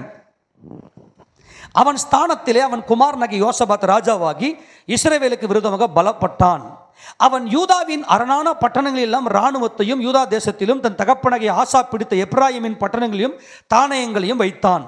கர்த்தர் யோசபாத்தோடே இருந்தார். ஆமென். கர்த்தர் யாரோடு இருந்தார்? யோசபாத்தோடு. ஏன்? அவன் பாகால்களை தேடாமல் தன் தகப்பனாகிய தாவீது முன்னாட்களில் நடந்த வழிகளில் நடந்து பூர்வ பாதைகள் எவை என்று கேட்டு விசாரித்து வழிகளிலே நின்று பூர்வ பாதை எவை என்று கேட்டு விசாரித்து அவைகளில் நடந்தவர்தான் யோசபாத். தாவீதினுடைய வழியில் நடந்தார். தாவீது தேவனுடைய பார்வையில் தேவனுக்கு பிரியமானவர். அந்த தேவனுடைய பிரியமான பாதையில கர்த்தருடைய வழியில வலதுபுறமாகிலும் இடதுபுறமாகிலும் சாயாமல் கர்த்தருடைய வழியை சரியாக பயன்படுத்தினவர் தான் இந்த தாவீது. அந்த வழியில் யோசபாத் நடந்தார். நான் மறுபடியும் சொல்லுகிறேன், கர்த்தருடைய வழி, கர்த்தருடைய வழி இயேசு ராஜாவுடைய வழி. வேதத்தில் பழைய ஏற்பாடு முழுக்க இயேசுவுடைய சாயல் தான். புதிய ஏற்பாட்டு காலத்தில் அதை பூர்ணப்படுத்தி விட்டார் தேவனாகிய கர்த்தர் நம்மில் வந்து. நல்லா கவனிங்களே. உடனே கர்த்தர் அவனுக்கு எப்படிப்பட்ட ஆசீர்வாதத்தை கொடுத்தார்? தன் தகப்பனுடைய தேவனை தேடி இஸ்ரவேலுடைய செய்கையின்படி நடவாமல் அவருடைய கற்பனைகளின்படி நடந்து கொண்டான். இதுதான் அவருடைய வசனத்தின்படி நடக்கிறது தான் அவருடைய வழியில் போகிறது. ஆமெனா? அப்புறம் ஆகையால் கர்த்தர் அவன் கையிலே ராஜ்யபாரத்தை திடப்படுத்தினார். எருசலேமின் வாழ்வை இந்த யோசபாத் கண்டார். சியோனின் வாழ்வை இந்த யோசபாத் கண்டார். காரணம், யோசபாத்துடைய வழி அவ்வளவு செம்மையான வழி. திடப்படுத்தினார். இன்னைக்கு உன் வாழ்க்கை திடப்படுத்தி விட்டார். ஆமென். ஏன் இன்னைக்கு சந்தேக பிரச்சனை? ஏன் இன்னைக்கு அநேகருடைய வாழ்க்கையில் அவங்களுடைய வாழ்க்கை இன்னைக்கும் ஊசலாடிக்கு நிற்குது, திடப்படலை. இன்னைக்கும் சந்தேக எண்ணங்கள். இன்னைக்கு காரணம் என்ன? உன் வழி கர்த்தருக்கு பிரியமா இல்லை. இன்னைக்கு நீ அழுதுதான் உட்காந்துங்கிற. எனக்கு மட்டும் ஏன் உபத்திரவம்? கண்ணீரின் அப்பம், உபத்திரவத்தின் தண்ணீர். உன் வாழ்க்கை இன்னும் திடப்படலை. என்ன காரணம்? ரீசன் என்ன? உன் சுய புத்தி. ஒரு வசனத்தை வாசிக்க பார்க்கலாம். நீதிமொழிகள் 3ஆம் அதிகாரம் 5ஆம் வசனம் வாசிக்க பார்க்கலாம். நீதிமொழிகள் 3:5. உன் சுய புத்தியின் மேல் சாயாமல், உன் சுய புத்தியின் மேல் சாயாமல், உன் முழு இருதயத்தோடும், உன் முழு இருதயத்தோடும் கர்த்தரில் நம்பிக்கையா இருந்து உன் வழிகள் எல்லாம் அவரை உன் வழிகள் எல்லாம் இயேசு ராஜாவை நினைத்துக்கொள். ஹல்லேலூயா. ஆமெனா? உன் வழிகள் எல்லாம் அவரை நினைத்துக்கொள். அப்போது அவர் உன் பாதைகளை செவ்வைப்படுத்துவார். உன் நினைவை முழுக்க வசந்த கொண்டு வா. அவள் தான் முடிஞ்சு போச்சு. உன் நினைவுகளில் இரவும் பகலும் கர்த்தருடைய வேதத்தை தியானித்து கொண்டிரு. வசனத்தை அப்படியே சிந்தனையில் கொண்டு வா. நீ நிறைய குடும்பங்கள் சிதையத்துக்கு காரணம் என்ன தெரிஞ்சு போகலாம். உள்ளுக்குள்ள சந்தேக பிரச்சனை வந்து அநேக சகோதரிகள் அநேக சகோதரர்களுக்குள்ள இன்னைக்கு அது ஒரு விபச்சார ஆவி. சந்தேகம் என்பது விபச்சார ஆவி. ஏன் அந்த ஆவி இன்னைக்கு உள்ள வருது? வசனம் தியானிக்கிறது இல்லை, இந்த சுய புத்தி, தங்களுடைய நினைவுகள், உலக நினைவுகள். உலகத்தில் நம்ம என்னென்னலாம் பார்த்தோம்? இது விசுவாசம், இது வந்து மகிமை, இது வந்து எப்படி சொல்றது, இது மகிமையின் பூரணம். இதெல்லாம் தேவன் நம்மை நிஜத்தில் கொண்டு போய் காண்பிக்க போகிற இந்த மகிமை எல்லாம், அவையெல்லாம் இன்னைக்கு விசுவாசம் நம்ம உள்ள வாங்கணும்னா முதல்ல இந்த வசனத்தை தியானிக்க வேண்டும். யோசபாத்துடைய ராஜ்யத்தை கர்த்தர் திடப்படுத்தினார். ஏன் இன்றைக்கு உன் வாழ்க்கை திடப்பட முடியவில்லை? பிள்ளைகளை குறித்த பயம், எதிர்காலத்தை குறித்த பயம், வேலை குறித்த பயம், கடன் பிரச்சனை குறித்த பயம். காரணம், இந்த வேதத்தை நீ தியானிக்கல. ஏதோ செல்ஃபில் எத்துமே வச்சுட்டு சர்ச்சுக்கு வந்தால் எத்துமறுத்து தூசு தட்டி குடும்ப ஜபம் பண்ணுறதில்ல. அப்படியே குடும்ப ஜபம் பண்ணாலும் வேதத்தை தியானிக்கிறதில்ல. குடும்ப ஜபம் பண்ணுறதுக்கு நோக்கமே வேதத்தை தியானிக்கிறதுக்கு கற்றுக் கொடுக்கணும். பிள்ளைங்களுக்கு குடும்ப ஜபத்தில் உட்கார வச்சு பிள்ளைங்களுக்கு லைனாக கற்றுக் கொடுங்க. கர்த்தருடைய பரிசுத்த நாமம் மகிமைப்படுவதாக. அப்போ கவனிங்க, ஆகியால் கர்த்தர் அவன் கையில் ராஜ்யபாரத்தை திடப்படுத்தினார். யூதா கோத்திரத்தார் எல்லாரும் யோசபாத்துக்கு காணிக்கைகளை கொண்டு வந்தார்கள். அவனுக்கு ஐஸ்வர்யமும் கனமும் மிகுதியாக இருந்தது. எவன் ஒருவன் கர்த்தருடைய வழியில நின்று, பூர்வ பாதைகள் எது, என் பிதாக்களுடைய பாதை எது, என் கர்த்தர் என் பிதாக்களோடு இருந்து செய்வித்த அந்த நன்மைகள், அந்த வெற்றிகள் எல்லாவற்றையும் அந்த கண்கள் காண வேண்டும். அந்த பாதையில் நடக்கணும். இதெல்லாம் சங்கீத புத்தகத்தில் ரொம்ப தெளிவாக இருக்கும். எங்கள் பிதாக்களுக்கு நீங்கள் வெற்றியை கொடுத்தீங்கப்பா, அந்த பாதையை நாங்கள் பார்க்குறோம், அந்த பாதையில் நாங்கள் கடந்து போகிறோம் என்று சொல்லி அவ்வளவு தெளிவாக பிதாக்களின் பாதையில் அவர்கள் கடந்து போயிருப்பார்கள். 6ஆம் வசனம் வாசிமாவத. 6ஆம் வசனம், கர்த்தருடைய வழிகளில் அவன் இருதயம் உற்சாகம் கொண்டது. எல்லாரும் சொல்லுங்க. என்னது இதை ஏமா செய்யக்கூடாது, இப்படிமா செய்யக்கூடாது, இதை கூடமா செய்யக்கூடாது, இதுதான் ஓடின்னு இருக்கும் நம்ம ஆட்கள் கிட்ட. ஆனால் யோசபாத்தினுடைய இருதயம் கர்த்தருடைய வழிகளிலே உற்சாகம் கொண்டதாம். மனதுக்குள்ள அவ்வளவு பெரிய கம்பீரம், அவ்வளவு பெரிய ஒரு சந்தோஷம், என் கர்த்தருடைய வழியில் நான் நடக்கிறேன் என்று சொல்லி. அவர் என்ன பண்ண தெரியுமா? அவன் மேடைகளையும் விக்கிரக தோப்புகளையும் யூதாவை விட்டு அகற்றி விட்டான். அகற்றிட்டு, நல்லா கவனிங்க, ஒரு மனுஷன் கர்த்தருடைய வழியில் நடக்கிறான் அப்படின்னு என்ன தெரியுமா? ஆண்டவருடைய வார்த்தையை பற்றி எல்லாருக்கும் ஸ்ப்ரெட் பண்ணினே இருப்பான்.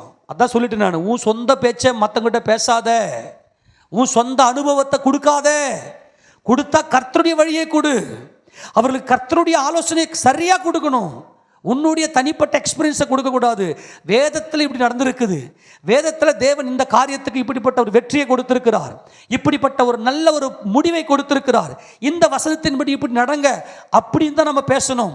யோசபாத்துடைய இருதயம் கர்த்தருடைய வழிகளிலே உற்சாகம் கொண்டது. வேதத்தின்படி நடக்கிற உத்தம மார்க்கத்தர் பாக்கியவான்கள். வேதம் எங்கே இன்னைக்கு? நம்முடைய யதார்த்தத்தில் வரணும். கையில் தான் வச்சுக்கிறோம் வேதத்தை. இன்னைக்கு கர்த்தருடைய வழி எங்கே நம்முடைய வாழ்க்கையில் இருக்கு? நீ எவ்வளோ நேரம் தூங்குற? வசனத்தின்படி காட்டு. சண்டை போடுங்க, நல்லா கணவன் பண்ணி சண்டை போடுங்க. பைபிளை கையில் வச்சுக்கணும், நல்லா வசனத்தின்படி சண்டை போடுங்க. வசனம் சொல்லுதியா? அப்படி தான் நிற்கணும். இல்லைன்னா பேசாத, இல்லைன்னா வாய முடிக்க. யோசபாத்துடைய இருதயம், யோசபாத் ராஜாவின் இருதயம் கர்த்தருடைய வழிகளில் அவ்வளவு உற்சாகம் கொண்டது. அவன் என்ன தெரியுமா செய்தாரு? ஆட்களை அனுப்பி யூதா எங்கும் பைபிளை கையில் வச்சுக்கணும், லேவியர்களை கையில் வச்சுக்கணும், ஃபுல்லாக போதிக்க விட்டார். இதுதான் கர்த்தருடைய வழியில் நடக்கிற ஒரு மனுஷன். கர்த்தருடைய வழியில் ஒரு மனுஷன் நடந்தான்னா அந்த வசனங்களை எல்லாருக்கும் ஸ்ப்ரெட் பண்ணிக்கினே இருப்பான். அவன் தான் நீதிமான். 7ஆம் வசனம் 8ஆம் வசனம் பார்க்கும்போது 9ஆம் வசனம் வாசிக்கிற மாதிரி, இவர்கள் யாரு? 7ஆம் 8ஆம் வசனம் சொல்லப்பட்டிருக்கிற அந்த நபர்கள் எல்லாம் சேர்ந்து என்ன பண்ணாங்கன்னா, யூதாவிலே உபதேசித்து கர்த்தருடைய வேத புஸ்தகத்தை வைத்துக்கொண்டு யூதாவின் பட்டணங்கள்லாம் திரிந்து ஜனங்களுக்கு போதித்தார்கள் கர்த்தருடைய வழியை. இதான கர்த்தருடைய வழி. எல்லாம் கர்த்தருடைய வழியில் வாங்க. ஆமென் சொல்லாமா? போதகர்களுடைய சத்தம் கேட்பீங்க, இதான் வழி, இதில் நடவுங்கள் என்று உங்கள் போதகர்களுடைய சத்தத்தை கேட்பீர்கள் என்று சொன்னாரே, அந்த போதகர்களுடைய வழியை இந்த ராஜா பண்ற ஒரு வேலை பாருங்க. யோசபாத் ராஜா ஒரு நல்ல ராஜா. கர்த்தருடைய வழியில் நடந்து கர்த்தருடைய வழியில் நடக்கிறவன் சத்தியமாக அவனால் இன்னொரு ஆத்துமாவை தூண்டி விடாமல் இருக்கவே முடியாது. இது கர்த்தருடைய வழி. இந்த வழியில் நீங்கள் போனீங்கன்னா நீங்கள் நல்லா இருப்பீங்க, நீங்கள் நல்லா வந்துடுவீங்கன்னு சொல்லி கர்த்தருடைய வழியை நல்லா டீச் பண்ணணும். அங்கே எங்க பைபிள் இந்த மாதிரி நடந்துச்சுங்க, நீங்கள் ஒன்றையும் கவலைப்படாதீங்க, கர்த்தரை மாற்றிடுவார். சகோதரி, ஏசுராஜா செங்கடலை பிளந்தார்ல, உங்கள் காரியம் பிளந்துரு, அப்படியே அந்த அந்த அந்த வார்த்தையை சொல்லிட்டு வாங்க, அறிக்கை பண்ணுங்க, வாக்குத்தத்தம் கொடுங்க. ஐயோ அப்படியா, நீங்கள் என்ன பாவம் பண்ணிருப்பீங்க, எல்லாம் முடிஞ்சு போச்சு. நான் மறுபடியும் சொல்கிறேன், ப்ளீஸ், பாவத்தை பார்த்தானே நீங்கள் ஒருத்தன் இருக்க முடியாது. எல்லாருடைய கிருபை. ஆமேனா? கிருபையை பற்றி மட்டும் பேசுங்க. பிரச்சனை இல்லை சகோதரனே சகோதரி, எவ்வளவு பிரச்சனையாக இருந்தாலும் கர்த்தர் உன்னோடு கூட இருக்கிற தைரியம். இந்த வசனத்தை சொல்லுங்க. வசனத்தின்படி கர்த்தர் உனக்கு யுத்தம். கோலியாத்து தாவீதுக்கு ஏமாத்துறாங்க, நீங்க எங்க பயப்படுறீங்க? ஒரு கூழாங்கல்ல போது விட்டு அடிங்க. ஏசு அப்படி வசனத்தை வச்சு கோடுவாடா பேசுங்க. கர்த்தருடைய வழியை போட்டு போதிங்க. உங்ககிட்ட வந்தா ஒருத்தன் கர்த்தருடைய வழியை கத்துக்கணும். யோசபாத்துக்கு எப்படிப்பட்ட ஆசீர்வாதத்தை தேவன் கொடுத்தார் தெரியுமா? ஏன் இன்னைக்கு என் வாழ்க்கை மாலை, ஏன் இன்னைக்கு என் வாழ்க்கை இளைப்பாறுதல் இல்லை? கர்த்தருடைய வழி உங்ககிட்ட இல்லை. உன் சுய புத்தி, உன் சொந்த நினைவுகள். அப்போ உன் பிள்ளைக்கு நீ என்ன கற்றுக் கொடுப்ப? அந்த பிள்ளைய கர்த்தருடைய பிள்ளையா மாற்றணுமே. ஆமேனா? அப்போ அங்கே சொல்கிறாரு பாருங்களேன், இவங்கெல்லாம் போயிட்டு யூதா தேசம் முழுக்க போயிட்டு பைபிளை டீச் பண்ண வைக்கிறான்னா மகிமையான ராஜா. யோசபாத்தியன் ராஜாவுக்காக கர்த்தருக்கு ஸ்தோத்திரம். ஆமேனா? யோசபாத் ராஜாவுக்கு கர்த்தர் ஸ்தோத்திரம் பண்ணலாம். ஆமேன்னு சொல்லாமா? அந்த ஒரு போதனை நமக்கு இன்னைக்கு வரணும். இன்னைக்கு வீட்டில் உட்காந்து போதிக்கணும். நமக்கு இன்னைக்கு வீட்டில் குடும்ப ஜபத்தில் உட்காந்து பிள்ளைங்களுக்கு வசந்த போதிக்கணும். நம்ம எல்லாம் சியோன் எருசலேம் என்கின்ற மகிமைக்குள்ளே பிரவேசிக்க வேண்டும் என்றால் என்னால் அங்கேதான் வேதமும் கர்த்தருடைய வசனமும் அங்கே தான் வெளிப்படுகிறது. அந்த வழியில் நம்ம எல்லாரும் இஸ்ரவேலின் ராஜா வீட்டில் போவோம் வாருங்க. அவர் நமக்கு தாம் போதிக்கும் வழியை நமக்கு காண்பிப்பார். நமக்கு ஒரு வழியை காண்பிப்பார். ஏனென்றால் சியோனிலிருந்து வேதமும் எருசலேமிலிருந்து கர்த்தருடைய வசனமும் வெளிப்படுகிறது. ஆக இந்த சியோன் எருசலேம் என்ற மகிமைக்குள்ள நம்ம போனால் மட்டும்தான் இந்த கர்த்தருடைய வழியை மற்றவர்களும் போதிக்க முடியும். போதிக்கிறோமா நாம இன்னைக்கு? உடனே கர்த்தர் 10ஆம் வசனத்தை வாசிக்கும். அதை யூதாவை சுற்றி இருக்கிற தேசங்களுடைய ராஜ்யங்களின் மேலெல்லாம் கர்த்தரால் உண்டான பயங்கரம் வந்ததினால் யோசபாத்தோடு யுத்தம் பண்ணாதிருந்தார்கள். ஒரு அமரிக்கை, ஒரு இளைப்பாறுதல். அன்னைக்கு நல்லா கவனிங்க, யோசபாத்துடைய ராஜாவினுடைய நாட்களில் இஸ்ரவேல் என்கின்ற 10 கோத்திரம் இருந்துச்சு. தேவன் பட்சபாதம் இல்லாதவராய் 12 கோத்திரத்துக்குமே அவர் என்ன பண்ண இளைப்பாறுதலை கொடுத்தார், நன்மைகளை செய்தார். அந்த இஸ்ரவேல் என்ற 10 கோத்திரம் இல்லாமையே போயிடுச்சு, ஆண்டரை விட்டு பின்வாங்கி போயிருச்சு. இருக்கிறது இந்த 2 கோத்திரம். ஆனால் இந்த யூதா கோத்திரத்தில் இந்த ராஜா வந்து மற்றவங்களை பற்றிலாம் கவலையே படலை. என் தேவனை நான் ஆராதிப்பேன். ஆமேனா? என் ராஜாவை நான் ஸ்தோத்தரிப்பேன். அப்போ நம்ம மற்றவங்களை பார்த்து இடலடைய கூடாது. நான் கர்த்தருடைய வழியில். அப்போ உனக்கு யதார்த்தமாய் நடைமுறை வாழ்க்கையில் கர்த்தருடைய வசனங்கள் வெளிப்படும். இதுதான் கர்த்தருடைய வழி. இந்த கர்த்தருடைய வழி என்பது சும்மா வராது. பைபிளை முதல்ல வாசிக்க தெரியணும். உனக்கு நல்லா வாசிச்சிருக்கணும், நல்லா பைபிளை டீச் பண்ணியிருக்கணும், நல்லா கற்றுக்கொண்டிருக்க வேண்டும். நீ கற்றுக்கொண்டிருந்தால் தான் உன்னோட ஒன்று ஆவியானவர் பரிசுத்த இந்த வேத வசனங்கள் எடுத்து உன்னை ஜாயின் பண்ணி உனக்கு அப்படியே அந்த எசன்ஸ் எடுத்து கொடுப்பார், அந்த சார் எடுத்து கொடுப்பார். அப்படியே உனக்கு உன் வழியெல்லாம் வாய்க்க பண்ணுவார். அப்போ கர்த்தருடைய வழியில் யோசபாத் ராஜா நடந்ததுனால எல்லா சத்துருக்களையும் ஆண்டவர் அப்படியே அடக்கினார். உனக்கு விரோதமாக நீ வாயை திறந்தாவே எனக்கு இவன் சத்துரு, எனக்கு அவன் சத்துரு, இப்படி உன்னால் என்ன பண்ண முடியும்? ஏன் உனக்கு இவ்வளோ சத்துருக்கள் வராங்க? உன் சுய புத்தி. ஆனால் கர்த்தருடைய வழியில் நீ நடப்பாயானால் உன் ஆண்டவராகிய தேவன் உன்னை காக்க வல்லமை உடையவராக இருக்கிறார். ஆமேன். ஒருத்தனும் யோசபாத்துக்கு விரோதமாக எழுந்திருக்க கூடாதபடிக்கு கர்த்தர் யுத்தம் பண்ண ஆரம்பித்தார். ஆமேன் சொல்லாமா?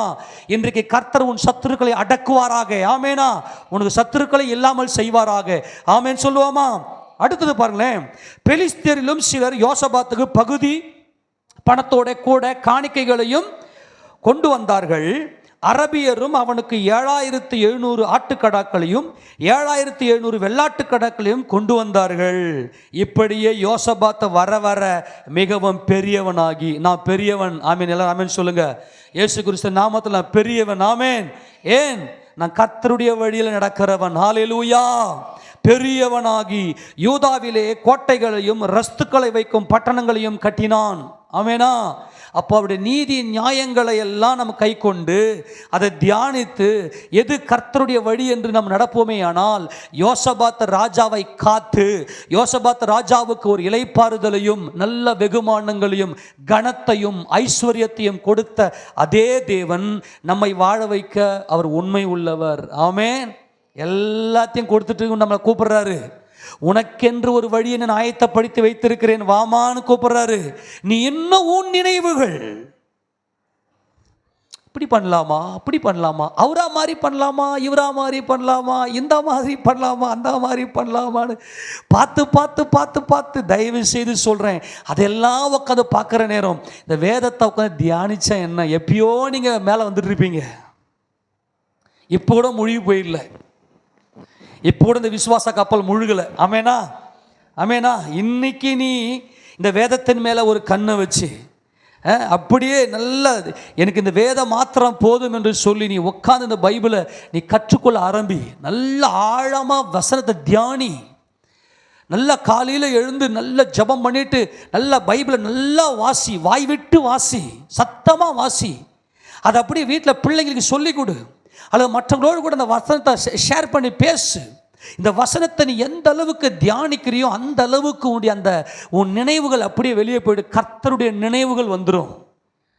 வழியும் சத்தியமும் ஜீவனமாகி இயேசு கிறிஸ்துவின் சிந்தனைக்குள்ளே வந்துடுவார். இப்போ கூட பார்த்தீங்க, சில பேர் பார்த்தீங்கன்னா நிமித்தம் பார்ப்பாங்க, நாள் பார்ப்பாங்க, எதிர யார் வராங்க, ஆள் எதிர. சில பேர் என்ன பண்ணுவாங்கன்னா இவங்க வீட்டில் இருக்கிறவங்களையே வர விட்டுட்டு இவங்க வீட்டிலேயே வர விட்டு இவங்க எதிராக போவாங்க. இதெல்லாம் கொடுமைகள். இது இன்றைக்கும் இருக்குது. இப்போ சில பேர் ஆடி மாதமானா வீடு கட்ட வரமாட்டேன், ஆடி மாதம்னா பூஜை போடுறது என்னவா. அதுக்கப்புறம் இன்னொரு விஷயம் என்னென்னா, இந்த மாதிரி நிறைய விஷயங்கள் உள்ளே இருக்குது. நம்ம மீறி யதார்த்தத்தில் இவைகளை செய்கிறோம். நம்ம இன்றைக்கும் தெரியுமா, இன்றைக்கும் எவ்வளவோ பதற்றங்கள். இந்த பழைய நிமித்தம் பார்க்கறது, நாள் பார்க்கறது, அப்புறமா குறி சொல்கிற கேட்கறது, செத்தவங்கிட்ட குறி கேட்கறது, இதெல்லாம் இன்றைக்கும் அப்படி இருக்குது. யாராச்சும் என்ன சொன்னால் அப்படி அந்த பயம் வருது, உள்ளுக்குள்ளே அந்த பயம் வருது. நம்ம ஆளுங்க பண்ணுறது, இப்போ உதாரணத்துக்கு அம்மா வியாதி வந்துச்சு. அம்மா வியாதி அது ஒரு வியாதி. அது நல்ல தண்ணியை குடிச்சுனாவே எல்லாம் போயிடும். வேப்பிலை போடுவாங்க. ஏன் வேப்பிலை போட? அந்த வைரஸ்லாம் சாகிறதுக்கு மேலே பரவாமல் இருக்கிறதுக்கு. எங்கேயாச்சும் வெளியே போனால் கூட இந்த வேப்பிலை கையுமா நீ போன்னு சொல்கிற ஆட்கள்லாம் உள்ள சபையில் இன்றைக்கி நிறைய பேர் இருக்கிறாங்க. வேப்பிலை கையுமா போ. எனக்கு பயங்கர ஒரு கொடுமை என்னன்னா, அம்மா போட்டுருச்சுனாக்கா குழம்ப தாளிக்க கூடாதுன்னு எனக்கு என்ன லாஜிக்னே தெரியல எனக்கு. அது என்ன சயின்டிஸ்ட், அது எனக்கு ப்ளீஸ் சொல்லிக் கொடுங்களேன். எனக்கு அது ஒன்றுமே புரியல எனக்கு. அம்மா வந்துச்சுன்னா குழம்பு தாளிக்க கூடாது. குழம்பு தாளிக்கிறதுக்கு அம்மா வியாதிக்கு என்னடா இருக்கு, படுவாவீங்களா?